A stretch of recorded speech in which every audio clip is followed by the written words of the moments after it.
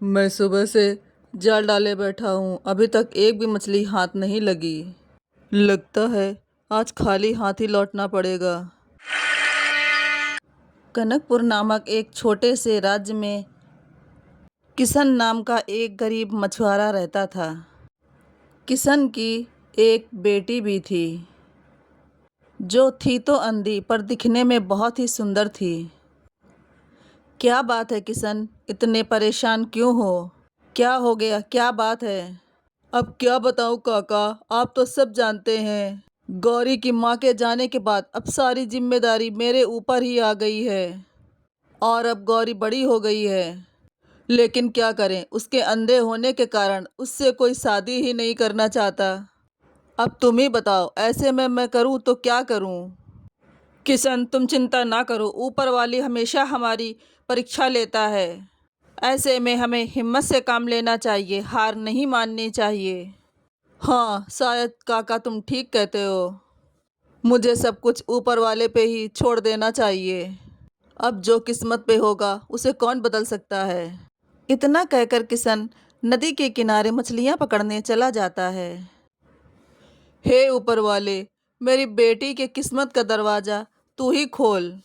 ये कहकर किशन मछली पकड़ने लगता है। धीरे धीरे शाम होने लगी। किशन के जाल में थोड़ी बहुत ही मछलियां फंसी। आज तो इतनी कम मछलियां हाथ आई हैं, इन्हें बेचकर केवल एक समय का ही खाना बन सकता है। ये सोचते हुए किशन मछलियां बेचने बाजार जाता है। मछलियां ले लो, मछलियां ले लो, ताजी मछलियां ले लो। ले लो ले लो, ताजी ताजी मछलियां ले लो, अभी लेकर आया हूँ। किशन मछलियां बेचकर वापस अपने घर चला आता है। घर पहुंचकर किशन ने देखा गौरी चेहरे पर उदासी लिए बैठी थी। बेटी, मैं घर आ गया। पिताजी, आप आ गए? आज आपने आने में देर क्यों कर दी? आपको तो पता है ना कि मैं कहीं अकेली आ जा नहीं सकती। अरे बेटा, वो क्या है ना, आज मछलियां हाथ ही नहीं आ रही थी, इसलिए थोड़ा देर हो गई। तू चिंता मत कर, कल से तू भी मेरे साथ चलना। इस तरह ना तुझे मेरी चिंता रहेगी और ना मुझे तेरी चिंता रहेगी। क्यों बेटा? हाँ पिताजी, ये ठीक रहेगा। गौरी बेटा, जल्दी कर वरना दिन चढ़ जाएगा और फिर हमें देर हो जाएगी। ठीक है पिताजी, चलिए। किशन गौरी को लेकर मछलियां पकड़ने निकल पड़ता है। नदी किनारे पहुंचकर किशन गौरी से कहता है, बेटी हम पहुंच गए हैं, अब तू आराम से नाव में बैठ जा, फिर हम मछलियां पकड़ने चलते हैं। पिताजी, मैं गिरूंगी तो नहीं? अरे नहीं बेटी, तू आराम से बस बैठ जा। गौरी आंखों से देख तो नहीं सकती थी, इसलिए वो चुपचाप नाव में बैठ जाती है। फिर किशन नाव लेकर मछलियां पकड़ने निकल जाता है, लेकिन आज उसके हाथ एक भी मछली नहीं लगती है। आज तो एक भी मछली हाथ नहीं आई। पिछले कई दिनों से मेरे साथ यही हो रहा है, मछलियां आती ही नहीं हैं। अगर ऐसा ही चलता रहा तो मैं और मेरी बेटी भूखों मर जाएंगे। किशन ये सोच ही रहा था, तभी किशोर नाम का एक मछुआरा वहां आ जाता है और वह बोला, अरे किशन भाई, ये किसे आज साथ लेकर आए हो? ये कन्या कौन है? ये मेरी बेटी है, गौरी। अच्छा, ये तुम्हारी बेटी है जो अंधी है? वैसे खूबसूरती में तो ऊपर वाले ने कोई कमी नहीं की है। किशोर भाई, ये तुम कैसी बातें कर रहे हो? देखो, ऐसा है, मेरी बेटी चाहे जैसी भी हो, मेरे लिए सबसे सुंदर और सबसे अच्छी है। अच्छा अच्छा भाई, मैं समझ गया, इसमें गुस्सा करने वाली कौन सी बात है? मैं तो बस मजाक कर रहा था, अगर तुम्हें बुरा लगा हो तो मैं यहाँ से चला जाता हूँ। किशोर और किशन की बातों से गौरी मन ही मन उदास हो जाती है। तभी किशन उससे कहता है, बेटी गौरी, क्या हो गया, तुम चुप क्यों हो गई? इन जैसों की बातों पर तुम ध्यान मत दो। अरे इनका तो काम ही होता है दूसरों की बातों पर हंसना और दूसरों की बातें सुनना और मजाक बनाना। इनकी बातों पर ना दुखी हो। पिताजी, मैं ठीक हूँ, मुझे कोई फर्क नहीं पड़ता। दुनिया क्या कहती है, आप मुझसे प्यार करते हैं, मेरे लिए यही बहुत है। हाँ, शाबाश मेरी बेटी, तेरी ये सोच मुझे बहुत अच्छी लगी। बेटी, मैं नाव किनारे पर ले चलता हूँ, फिर मैं तेरे लिए जंगल से फल तोड़ कर लाता हूँ, फिर दोनों बाप बेटी मिलकर खाएंगे। किशन नाव किनारे लगाकर जंगल की तरफ चला जाता है। काफी देर हो जाती है पर अभी तक किशन वापस नहीं लौटा। पिताजी, पिताजी, लगता है पिताजी अब तक नहीं आए। पिताजी को इतनी देर क्यों लग रही है? गौरी यह सब सोच ही रही थी, तभी वहां से एक राजकुमार गुजरते हैं। गौरी को अकेला देखकर वहां रुक जाते हैं और पूछते हैं, सुनो सुंदरी, तुम कौन हो और यहाँ जंगल में अकेली क्यों बैठी हो? तुम कौन हो? मैं राजकुमार वीर हूँ, इस राज्य के राजा आदित्य वर्मा का बेटा। मैं शिकार करने जंगल जा रहा था, तुम्हें यूं अकेला बैठा देखा तो रुक गया। तुम कौन हो? गौरी राजकुमार को सारी बात बताती है। इसलिए मैं यहाँ पर बैठी हूँ। मुझे तो यकीन नहीं हो रहा कि तुम्हें कुछ दिखाई नहीं देता। तुम्हारी सादगी और भोलापन, तुम्हारी सुंदरता ने तो तुम्हारी इस एक कमी को पूरा कर दिया। इतने में वहाँ एक शेर आता है और राजकुमार के ऊपर हमला कर देता है। राजकुमार, राजकुमार, क्या हुआ? आप ठीक तो हैं ना? अरे, एक शेर मेरे ऊपर चढ़ गया है। मैं क्या करूं? मैं कैसे मदद करूं? इतने में वहां किशन आ जाता है और यह सब देखकर हैरान हो जाता है। किशन राजकुमार का धनुष और तीर उठाता है और तीर से शेर को मार देता है और शेर मर जाता है। आपने मेरी जान बचाई, आपका बहुत बहुत धन्यवाद।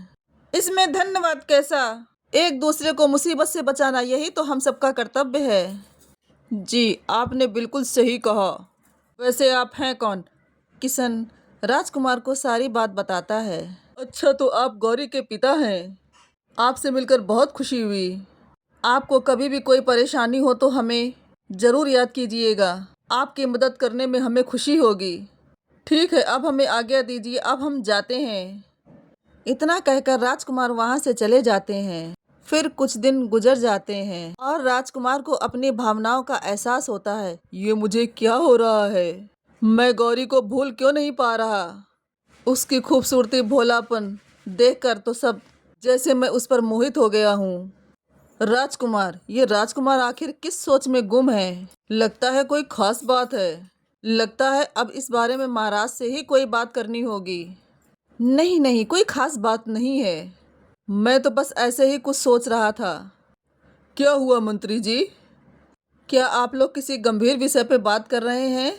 महाराज, अब राजकुमार बड़े हो गए हैं, अब आपको इनकी शादी करा देनी चाहिए।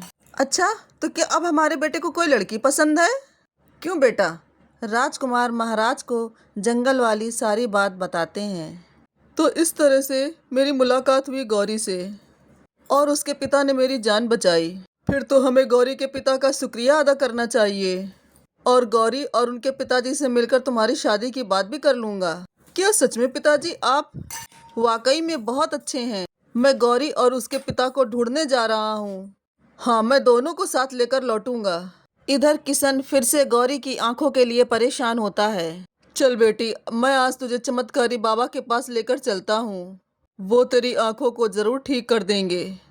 पिताजी, आप पहले भी मुझे कितने बाबाओं के पास लेके जा चुके हैं, पर मेरी आंखें कोई भी ठीक नहीं कर पाया। बेटी, क्या पता, हो सकता है कि ये बाबा तेरी आंख ठीक कर दे। देख, हमें कोशिश किए बिना हार नहीं माननी चाहिए। चलना, चलकर देखते हैं क्या होगा। ठीक है पिताजी, हम यह कोशिश करके देख लेते हैं, चलिए। किशन और गौरी दोनों चमत्कारी बाबा के पास आंख दिखाने के लिए घर से निकल पड़ते हैं। चलते चलते वह घने जंगलों के बीच पहुंच जाते हैं।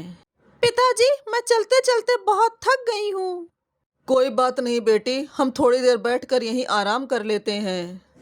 गौरी और किशन एक पेड़ के नीचे बैठकर आराम ही कर रहे थे कि तभी वहां पर एक राक्षस आ जाता है। अरे वाह, इंसान, वो भी दो दो। इनकी बलि देकर मैं अपने दानव देवता को खुश कर दूंगा। राक्षस अपनी जादू से आग का गोला फेंककर चारों तरफ आग का गोला बना देता है। यह महक कैसी है? पिताजी उठिए, देखिए जलने की महक आ रही है। बेटी, हमारे चारों तरफ आग लगी है। यह आग मैंने लगाई है। तुम दोनों की बलि देकर मैं अपने दानव को खुश करूंगा। राक्षस यह कहकर वहां से चला जाता है। बेटी बेटी तू डर मत, मैं कुछ करता हूँ।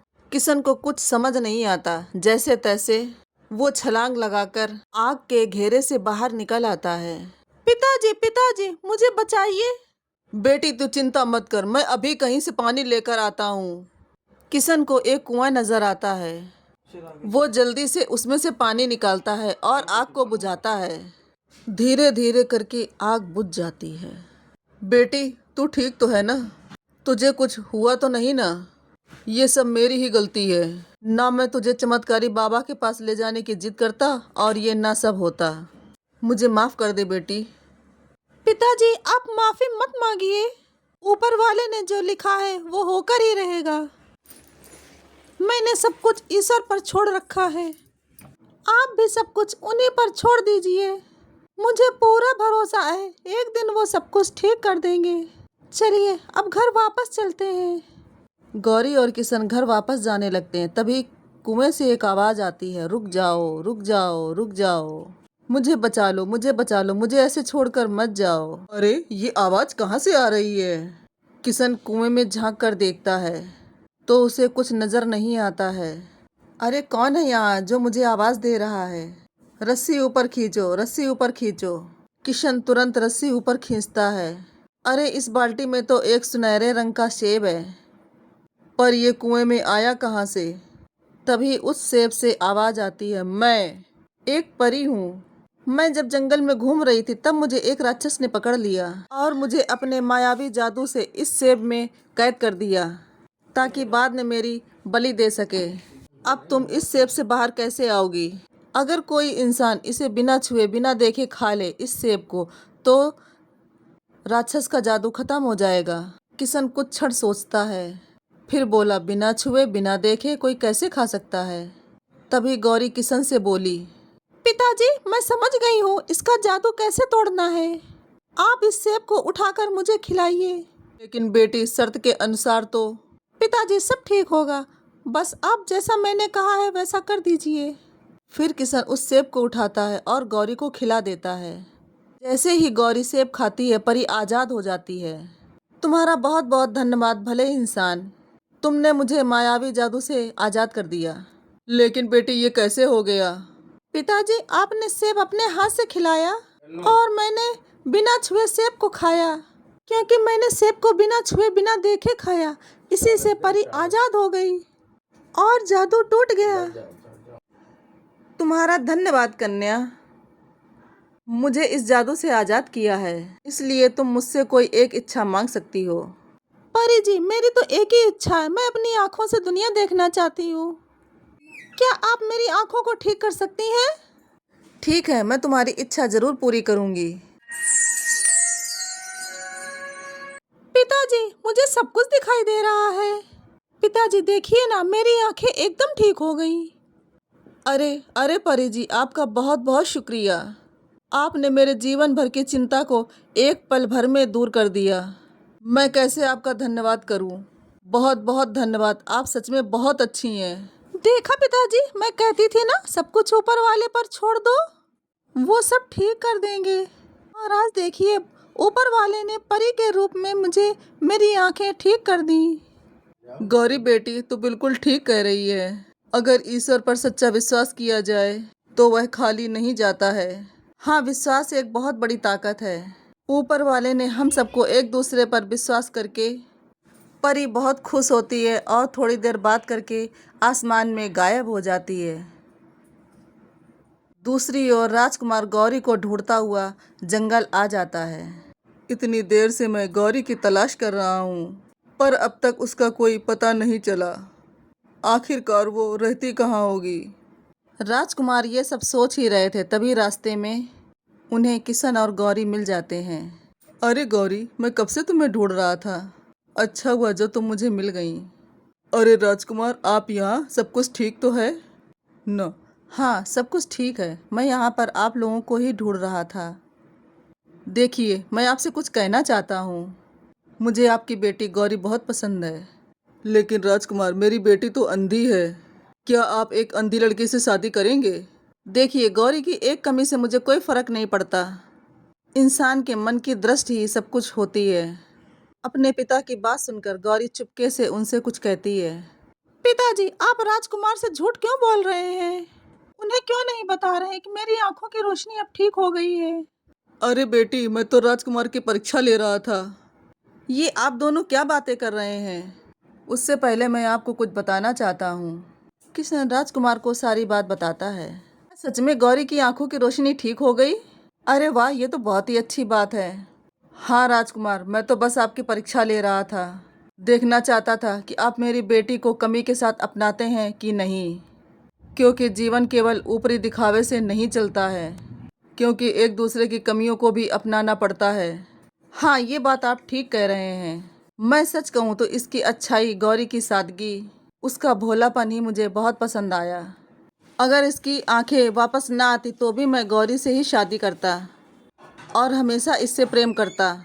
अब राजा गौरी की और राजकुमार की धूमधाम से शादी कर देता है और दोनों राजमहल में खुशी खुशी रहने लगते हैं। इंसान तन की सुंदरता से नहीं, अपने मन की सुंदरता से एक अच्छा इंसान बनता है, और जो मोहब्बत मन की सुंदरता देखकर की जाती है वही जीवन भर चलती है। वहीं तन की सुंदरता समय के साथ धीरे धीरे खत्म होने लगती है।